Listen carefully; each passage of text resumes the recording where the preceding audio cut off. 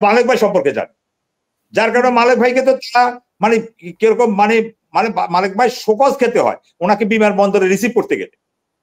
এত এত মানুষ সেখানে সমবেত হয়, কারণ ওনার অবদান।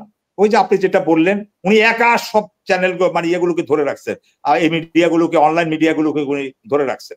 তাইলে আজকে হ্যাঁ, এখন অনেকে বলতে পারে যে মানে সবখানে প্রথমে হুমায়ুন কবির সাহেবের কথা অনেকেই বলতে পারেন যে উনি হয়তো নেপথ্য থেকে বিএনপিকে সহযোগিতা করছেন। ট্রু, আমি শ্রদ্ধা জানাই, কিন্তু সেটার জন্য তো একেবারে ইলিয়াস আলীর বুকের মধ্যে যাইয়া ওনার ওখানে গিয়ে হাত দেওয়াটা তো ঠিক হলো না। আমি বুঝাতে চাচ্ছি যে ওনাকে তো আরেকটা জায়গাতেও তো দেওয়া যেতে পারতো। এটা এখন ভাবি কতটা আহত হবেন। ওনার ইলিয়াস আলীর ছেলেও তো ব্যারিস্টার, ওনাকেও তো কনসিডার করা হয়নি। তাহলে এত বড় একটা গুবনের ঘটনা ঘটে গেল, তাও ইলিয়াস আলীর মতো একজন নেতা। তাহলে তো বিএনপি এই মেসেজটা জনগণের কাছে কি যাবে, কর্মীদের কাছে কি যাবে, আমি ওইটা বুঝাতে চাচ্ছি। তো এইটা যদি বুঝাতে যাই, এখন মনিরুজ্জামান ভাই উনি এক জায়গা থেকে নির্বাচন করবেন। এখন মনির ভাই নির্বাচন করার পর ধরেন মনির ভাই কে তো সবাই চিনি, আমরাও তো চিনি, টকশোর মাধ্যমে ওনার অবদান দেখেছি, মাইর খাইছে, মাথা ফাটা ফেলাইছে, লাইভ দেখেছি। এখন কথাগুলো নির্বাচনে দৌড়ে কোনো কারণে উনি চলে গেলেন।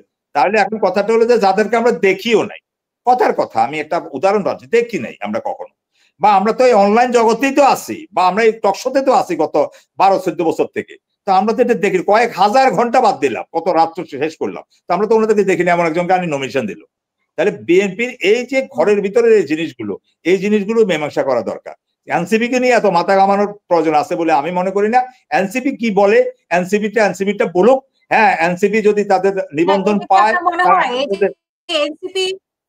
এনসিপি জামাত এদেরকে সরকার মানে একটা লেভেলে আনতে পারবে, মানে ঐক্যমতের কমিশন যেহেতু আবারও সময় বাড়িয়েছে, ঐক্যমতে ঠিক করে দিয়ে তারপরে তারা যাবে বলে আপনি মনে করেন কিনা এনসিপি এবং জামাতকে? না, আমি বলছি যে বেসিক যে মৌলিক যে 3টা পয়েন্ট এখন আটকে গেছে আপা, 3টা পয়েন্টে যে আটকে গেছে, এখানে কিন্তু আসলে এটা সই হতে পারে এবং সেটা তখন কার্যকর হবে। আর যদি ওটা না সই হয়, আমার আপনার কাছে অনুষ্ঠানের মাধ্যমে আমার আবেদন থাকবে, এই মানে ইয়ের সাথে সুর মিলিয়ে আমি বলি যে বাংলাদেশকে পুরনো বন্দোবস্তে চলতে দেওয়া উচিত। আমার এই জুলাই সনদের দরকারই নেই। মানে আপনার এই কাগজে এটা লিখে রাখি লাভ হবে কি? এটা তো কোনো রেজাল্ট নাই। তো সুতরাং এটা নিয়ে টাইম পাস করা না করে আমরা কিভাবে একটা নিরপেক্ষ সুষ্ঠু নির্বাচন করতে পারি ফেব্রুয়ারিতে, আমরা সেটার দিকে মনোযোগী হওয়া উচিত। যাদের দিকে মানে অভিযোগের তীর উঠতেছে, নিরপেক্ষতা হারাচ্ছে, তাদেরকে বাদ দেওয়া উচিত। অথবা পুরো সরকার ব্যবস্থাকে বাদ দিয়ে আমরা বিপ্লবী সরকারের ব্যাপার বলে আমরা পারি নাই, সেটা গেল। জাতীয় সরকার বলি পারি নাই, সেটা গেল। এখন একটা নির্বাচনকালীন, যদি ইউনুস সাহেব ওটা না পারে, তাহলে একটা নির্বাচনকালীন সরকার করুক ওই ফেব্রুয়ারি নির্বাচনকে সামনে রেখে। কিন্তু তারপরেও তারা এই জিনিসগুলোর সাথে যেন আর না যায়। এই অহেতুক এই যে সময় বাড়ানো, এই যে মানে কানামাসি খেলা, এগুলো জাতির জীবনে খুব বড় কিছু বয়ে আনবে না।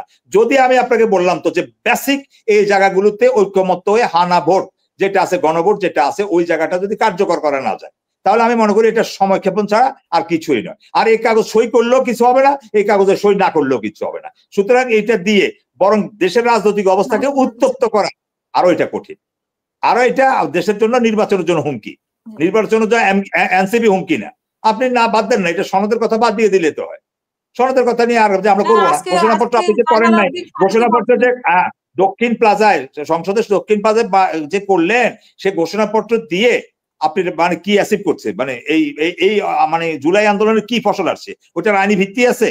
এটা যদি 2 কলমের মাথায় হাসিনা বা আওয়ামী লীগ কখনো যদি আবার পুনর্বাসিত হয়, এটা যে কেউ এটা যদি ফেলে দেয়, কে কি করবে? কিচ্ছু করার আছে নাই। এখন আপনি সনদ এটা দিবেন, তো ওরা ওখানে গিয়ে স্বাক্ষর এটা করলে কি হবে না হবে, তাদের এটা মাথা থেকে ফেলে দেন। তারা তো এখন এখানে মানে খুব গুরুত্বপূর্ণ কিছু না।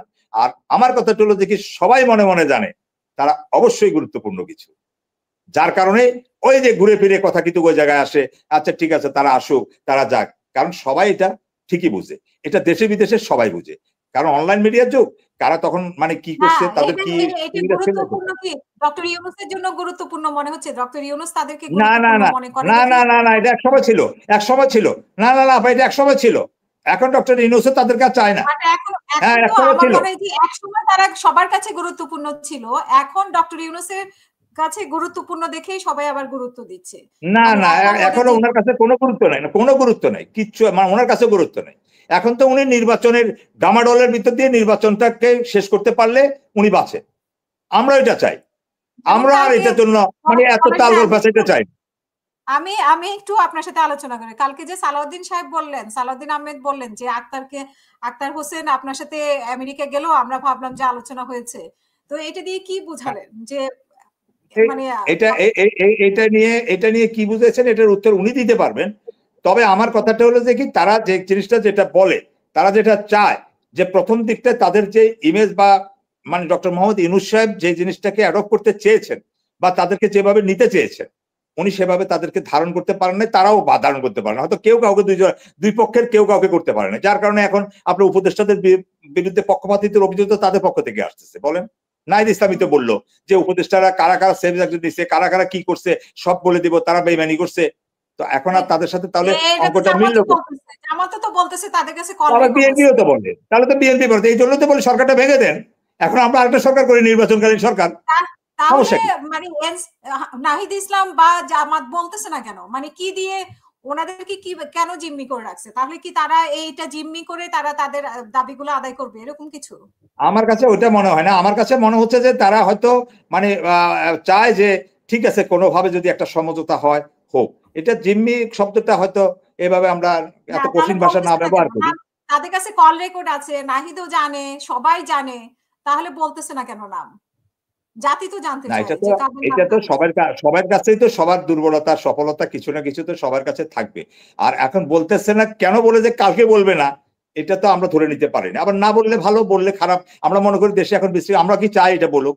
আমাকে ব্যক্তিগতভাবে মানে যখন অফলাইনে আমার কথা হয় আমি কি বলি, আমি কি এটা উৎসাহ দিই যে বলো বলো বলো, এটা তো আমি বলি না। হ্যাঁ, কারণ এটা তো হলো যে কি মানে এটা বলতে গেলে তো দেশে আরেকটা বিশৃঙ্খলা তৈরি হবে। আমরা চাই যে ফেব্রুয়ারিতে নির্বাচন পর্যন্ত যেতে, আমরা কোনো অহেতুক বিতর্কে জড়াই। এই শাপলার কথা আমি কেন এতটা ডিপেন্ড করলাম, অনেকে এটা মনে করবো আমি তাদেরকে পক্ষ, এটা না। আমি চাচ্ছি যে অহেতুক বিতর্কতা নিয়ে মানে তাদেরকে একটা মানে কথা বলার সুযোগ না দেয়া, এটা হলো আমার চাওয়া। আমার কথা ফেব্রুয়ারি পর্যন্ত আমরা এখন যেতে তো হবে। আর তো আর আমাদের বিকল্প না, 4 মাস আছে, 2 মাস আছে, 1.5 মাস, 2 মাস কম আছে তফসিল ঘোষণা। এখন আমরা এই ক্যাসাল শাপলার এটা নিয়ে করবো, হয় হ্যাঁ না, তাদেরকে কনভিন্স করেন। এটা কার দায়িত্ব? এটা তো বিএনপির দায়িত্ব না, এটা সরকারের দায়িত্ব না, এটা নির্বাচন কমিশনের দায়িত্ব। তাদেরকে কিভাবে কনভিন্স করবে যে তোমরা শাপলা পাবা না, বাবারে এটা বাদ দাও, এটা থেকে এখানে আসো, কি সমস্যা হয়েছে?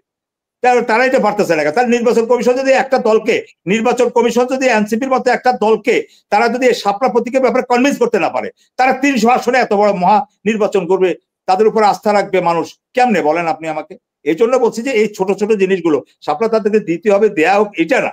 মানে অর্থাৎ এই ছোট ছোট তর্কগুলো যেন না হয়। আমরা চাচ্ছি যে মানে লক্ষ্যটা যেন লক্ষ্যচ্যুত না হয়, মানে ওই জায়গাতে যেন যেন টার্গেটটা যায়। যার কারণে আমি তো বললাম যে অফলাইনে যখন কথা বলি তখনও তাদেরকে উৎসাহিত দিই না, জামাতের সিনিয়র ওনাদের সাথে কথা বলি তো ওনাদেরকে বলি না না বলে দেন এই কথা আমরা বলি না।